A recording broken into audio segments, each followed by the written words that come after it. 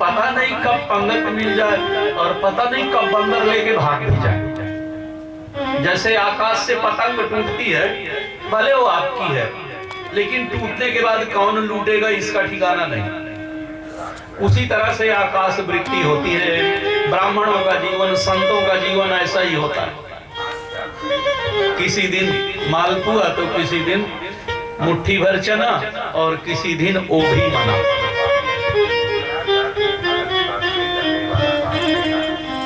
फिर कामना भेद से किस देवता की पूजा से क्या मिलेगा, इसका वर्णन किया। परीक्षित जी कहते हैं, गुरुदेव कोई होलसेलर बताओ, सुंदरता के लिए किसी के पास जाऊं, पैसे के लिए किसी के पास जाऊं, परिवार के लिए किसी के पास जाऊं, कोई ऐसा देवता हो जो सब कुछ देने में समर्थ हो।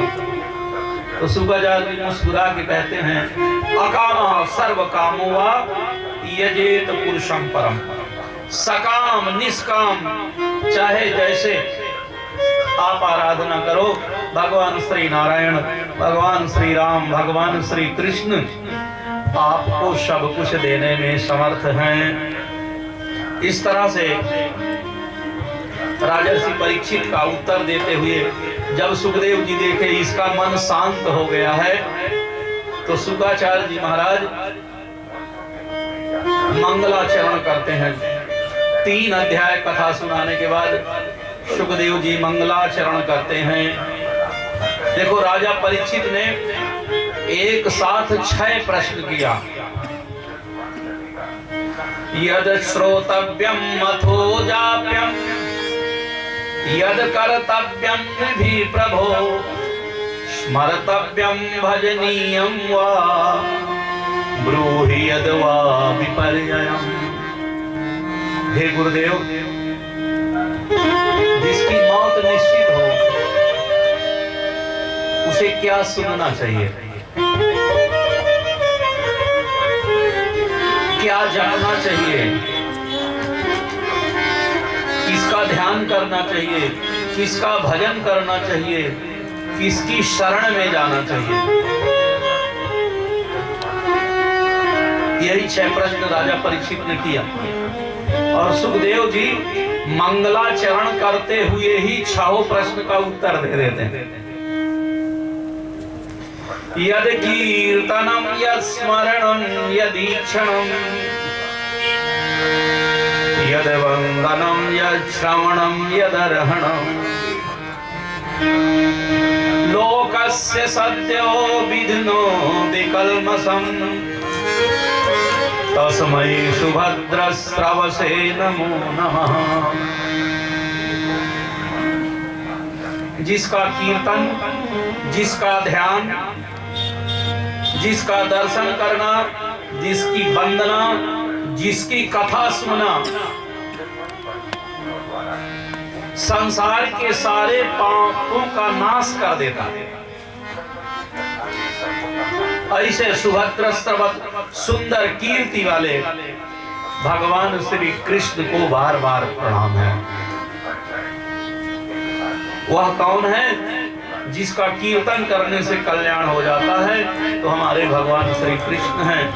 वह कौन है? जिसका ध्यान करने से कल्याण हो जाता है, वह भी हमारे श्री कृष्ण ही हैं। जिसका दर्शन करने से कल्याण हो जाता है, वह भी हमारे द्वारिकाधीश ही हैं। जिनको प्रणाम करने से शक्तिरेव प्रपन्नाय तवास्मीतिं च याचते अभयं सर्वभूतेषु ददामि तद्व्रतं मम। जिसको प्रणाम करने से, जिसका चरित्र स्मरण से और जिसकी शरण में जाने से लोकस्य सदद विधनोति कल्मषम्, किए गए सारे पाप नष्ट हो जाते हैं। ऐसे भगवान श्री कृष्ण को बार बार प्रणाम है। श्री नारायण जी को बार बार प्रणाम है। सुखदेव जी महाराज बार बार वंदना करते हैं। क्षेमं न विन्दन्ति विना यदर्पणम् तस्मै सुभद्रश्रवसे नमो नमः। तपस्विने दान परायणे दक्षिणो मंत्रविदः वरिष्ठः क्षेममनविन्दन्ति विनाय दर्पणम् तस्मै सुभद्रश्रवसे नमो नमः। जीवन भर योग करो, तपस्या करो, जाप करो, लेकिन उस जाप को अगर आपने श्री हरि के चरणों में नहीं चढ़ाया, भगवान को समर्पित नहीं किया, तो भी उसका कल्याण होने वाला नहीं। कल्याण होने के लिए अपने किए हुए कर्मों को श्री हरि के चरणों में समर्पित ही करना पड़ेगा। ऐसे सुंदर कीर्ति वाले हम श्री द्वारिकाधीश को प्रणाम करते हैं। यतबेलिकैरज शंकरादिभिः शुद्ध्यन्ति तस्मै प्रभविष्णवे नमः। श्रियापतिर्यज्ञपतिः प्रजापतिः धियापतिर्लोकपतिः धरापतिः। अब देखो यहाँ पर एक बड़ी सुंदर बात मंगलाचरण में कहते हैं। उपासना का सुखदेव जी महाराज ने बहुत ध्यान रखा। सुखदेव जी सोचने लगे कि इन संतों में जो श्रोता बैठे हैं इनमें बहुत सारे श्री राम भक्त हैं, और श्री वृंदावन धाम में भी अगर आप जाएं तो जो नए लोग हैं उन्हीं में राधे राधे का प्रचलन है। पुराने ब्रजवासी आप भी आपस में भाई राम राम ही बोलते हैं। तो यहाँ पर आखिरी मंगलाचरण में कहते हैं कि जिसको मैं प्रणाम करने की बात कर रहा हूं ना, वो श्रीपति है, वो धरापति है, अर्थात वही वैकुंठ का स्वामी है, वही अयोध्या का स्वामी है, वही द्वारिका का स्वामी है, और वही वृंदावन बिहारी है। इसलिए भेद बुद्धि मत ले आना कि अभी तक तो हम राम भक्ति करके लग रहा है फंस गए थे, हमें तो अब कृष्ण की करना पड़ेगा। ऐसा नहीं है, वही श्रीपति है, वही वैकुंठपति है, और वही अयोध्यापति है, और वही द्वारिकापति है। ऐसे हम भगवान की शरण में हैं। बोलिए भक्तवत्सल भगवान की जय।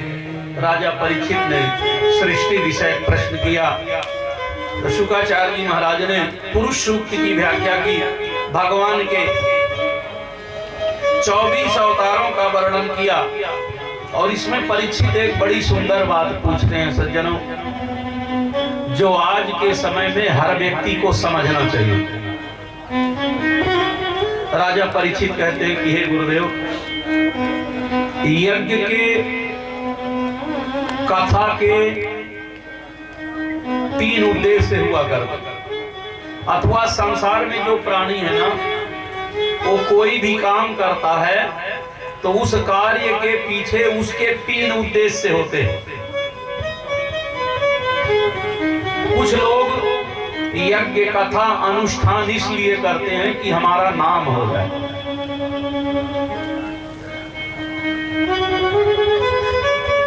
कुछ लोग इसलिए करते हैं कि किसी तरह से निपट जाए,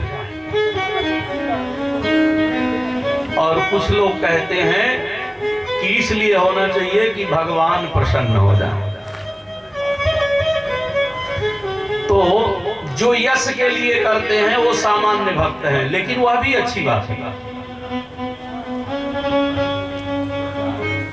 मैं मध्य प्रदेश में एक मंदिर में 28 वर्षों से भागवत कथा कर रहा हूं, और हर वर्ष होती है। उसका प्रांगण बड़ा था, तो मन में विचार आया कि यहाँ एक पंखा लगवा दिया जाए। तो हमने एक यजमान से कहा कि भैया मंदिर में एक पंखा लगवा दो, किसी से बताना मत, पैसा हम दे देंगे। लेकिन उसने पंखे में ही नाम लिखवा दिया कि अयोध्या वाले गुरुजी ने पंखा दान में दिया। और दोबारा गए तो मंदिर के उसमें 22 पॉइंट थे, 22 में पंखा लग गए। फलाने ने भेंट किया, फलाने ने भेंट किया, फलाने ने भेंट किया। तो यश के लिए अगर आप कर रहे हो तो गलत है, लेकिन अगर आपसे प्रेरणा लेके कोई और भी अच्छा काम करे तो वो कोई बुरा नहीं। श्री भागवत में हमारे गुरुदेव कहा करते थे, जब कथा सुनने जाओ तो अपने साथ कम से कम 3 लोगों को और ले, लेकिन उनको ले जाने के चक्कर में खुद लेट मत हो जाओ। अगर कोई नहीं जा रहा है तो उनके चक्कर में बोले ठीक है तो आज हम भी नहीं जाते, ऐसा नहीं होना।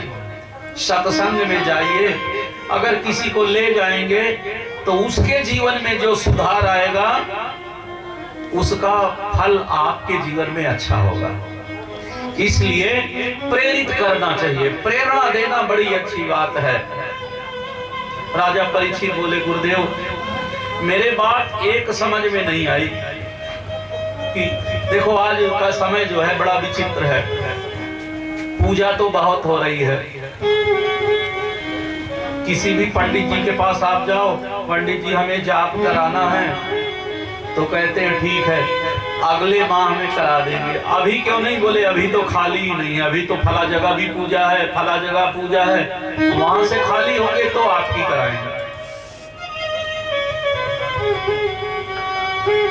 और पूजा के बाद काम सिद्ध ना हो तो लोग हंसी उड़ाते हैं, तुमने तो महामृत्युंजय जपाया था, आखिर मौत कैसे हो गई? तो कहता है भैया हमने तो जो पंडित जी ने कहा वही किया, हम माला में घुस के थोड़े ही बैठे थे, पता नहीं वो जपे हैं कि नहीं जपे। किसी पंडित जी से पूछो कि महाराज हमने तो महामृत्युंजय जपाया था और हमारे पिताजी गोविंदाय नमो नमः, तो कई पंडित जी हैं वो कह देते हैं गलत मंत्र जपाया, महामृत्युंजय नहीं कराना था, फिर बोले हनुमान चालीसा कराना था। बोले अरे वो तो हम खुद ही करते हैं। तीसरे पंडित जी के पास बोले नहीं दुर्गा पाठ कराना था। कोई कहता है नहीं राम रक्षा कराना था, कोई कहता है नहीं बजरंग बाण कराना था। तो परीक्षित बोले ये सामान्य लोग एक दूसरे पर दोषारोपण कर देते हैं। जजमान पंडित की गलती बता देगा, पंडित जजमान की गलती बता देगा, काम खत्म। लेकिन महाराज जब मेरे बाबा ने यज्ञ किया, जब महाराज युधिष्ठिर ने यज्ञ किया, तो वहां पंडित स्वयं वेद व्यास जी थे, जिन्होंने वेद लिखे, पुराण लिखे, वही पूजा करा रहे थे। तो विधि में तो कमी हो ही नहीं सकती। तो क्या देवता कमजोर था? बोले नहीं, साक्षात द्वारिकाधीश थे। आजकल हम लोग पूजा कराते हैं तो देखिए भगवान की मूर्ति रखे हुए हैं, लेकिन विचार कीजिए अगर स्वयं द्वारिकाधीश ही आके बैठ जाए, फिर कोई कहे कि गलती हुई है। तो आज हम परमात्मा के स्वरूप को रख करके उनके सामने कथा करते हैं, पूजा करते हैं। युधिष्ठिर के यज्ञ में तो स्वयं परमात्मा ही बैठे थे। तो देवता भी नंबर 1 का, पंडित भी नंबर 1 का, और युधिष्ठिर जी जैसा जजमान, कहते हैं युधिष्ठिर जी ऐसे ही यजमान थे सज्जनों कि उनके सत्य के कारण उनका रथ जमीन में नहीं चलता था, वो जमीन के ऊपर चलता था। पहले लोग कहते थे महाभारत में झूठ लिखा हुआ, लेकिन अब तो हो गया है। हमने सुना था एक बार कहीं का राष्ट्रपति आया था, तो जिस बस में वो चल रहा था भारत में है वो बस, तो वो जमीन से ऊपर चलती थी, उसमें ऐसे सेंसर लगे हैं कि वो गड्ढे से ऊपर उठ के चलती। तो महाराज युधिष्ठिर का जो रथ था वो जमीन को स्पर्श नहीं करता था। ऐसे युधिष्ठिर यजमान थे, तो यजमान की श्रद्धा में भी कमी नहीं थी। तो हे गुरुदेव बस इतना ही बता दो कि उस यज्ञ के बाद पांडवों की कितनी दुर्दशा। भरी सभा में मेरी दादी का, महारानी द्रौपदी का अपमान हुआ, पांडव दास बन गए, खांडव प्रस्थ में आग लगाई गई, लाक्षागृह में जलाया गया, दर दर भटके, भीख मांगे। ये सारी दुर्दशा यज्ञ के बाद ही हुई। ऐसा क्यों हुआ, मैं यही जानना चाहता हूं। तो श्री शुकाचार्य जी कहते हैं, राजन प्रश्न तो तुमने बड़ा सुंदर किया और इसका उत्तर भी उतना ही सुंदर है। और सुन लो, तुम्हारे बाबा के हर काम अच्छे थे, एक काम गड़बड़ था। वो क्या था? बोले जो पैसा खर्च किया वो नंबर 2 का था, इनकम टैक्स वाला पैसा था। देश देशांतर के जो राजाओं को जीते थे, सबसे बोले कि भैया यज्ञ में आइए। यज्ञ में कोई खाली हाथ तो जाएगा नहीं। अब वो जो राजा अनुचर हैं, सब ज्यादा से ज्यादा धन लेकर के आए, उसी को भेंट किया। और राजा कहां से भेंट करता है? हमारे यहीं प्रयाग में एक डॉक्टर साहब थे, काफी पुरानी बात है, करीब 15 साल पहले की। तो डॉक्टर साहब के बेटे का डाकू ने अपहरण कर लिया। डॉक्टर साहब की फीस थी 100 रुपया, डाकू मांगे 5 लाख, बोले देकर बच्चे को छुड़ा लिया। अगले वर्ष बोर्ड में लिख दिया फीस 500 रुपया। अब डॉक्टर अच्छा है, दवा सबसे बढ़िया करता है, तो मरीज 500 रुपया दे के दवा कराने लगे। तो हमारे शास्त्रों में कहा गया कि वैसे तो दूसरे का अन्न ग्रहण नहीं करना चाहिए, वो किसी का भी हो, लेकिन 3 लोगों से तो विशेष बचना चाहिए। राजान्यम, नृत्यकान्यम, गणिकान्यम तथैव च विशेषतः वैद्यान्यम। राजा का अन्न और ये नाचने गाने वालों का अन्न, वैश्य का अन्न और ये डॉक्टरों का अन्न, ये 4 बहुत अपवित्र होता है। मनु जी महाराज ने तो मनुस्मृति में यहाँ तक लिख दिया है कि जो ब्राह्मण सरकारी नौकरी करता हो, उससे अपने घर की पूजा कभी मत कराओ, क्योंकि वो राजान्न खा रहा है, वो राजा से, सरकार से वेतन ले रहा है।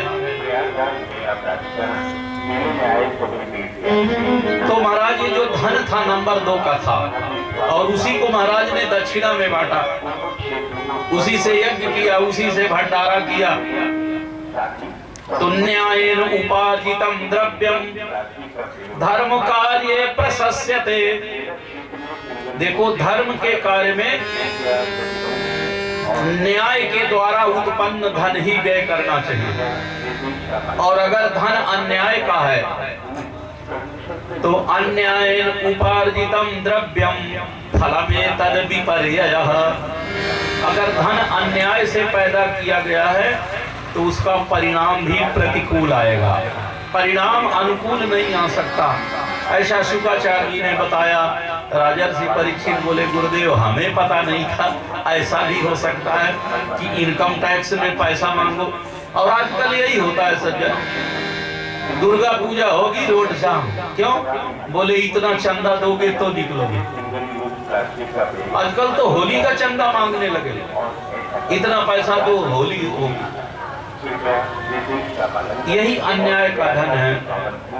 आवश्यकता है जिसकी माता रानी में श्रद्धा होगी स्वतः दे जाएगा, लेकिन नहीं, इतना देना ही पड़ेगा। यही अन्याय का धन है। बोलिए भक्तवत्सल भगवान की। श्रीमन नारायण नारायण।